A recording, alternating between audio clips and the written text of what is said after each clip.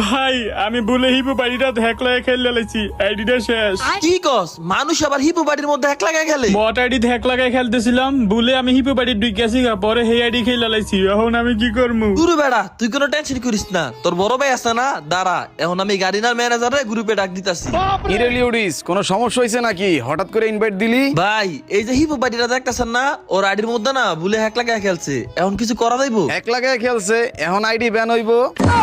আয় হাই রে ভাই, আপনারা কি করলেন ভাই? আমি আমগো গরু বেচে আইডিটা কিনছি, এখন কি হইব আমার? জান কি হইছে? আরে আমার আইডিটা ব্যান হয়ে যাবো গা। তোর আইডি ব্যান হইব না, তুই যদি তোর গার্লফ্রেন্ডারে আমারে দিয়ালাস। এ আপনি কথাটা কইলেন কি? একটা আইডি গেলে 10টা আইবো, আমারে হারাইলে কি আর ওই কোনোদিন পাইবো? তোরে না পাইলে অন্য মায়ের ফামু ভাই, ওরা লয়ে যান গা। তারপরে ভাই আমার আইডিটা ঠিক করে দেন। ঠিক আছে, তোমার আমি আনফ্রেন্ড করে দিছি, আর ওরে বয়ফ্রেন্ড বানাইতে আমার কোনো সমস্যা নাই, ওর কাছেও হিপ হপ আছে। তাইলে জান আসো, আমরা এই গ্রুপ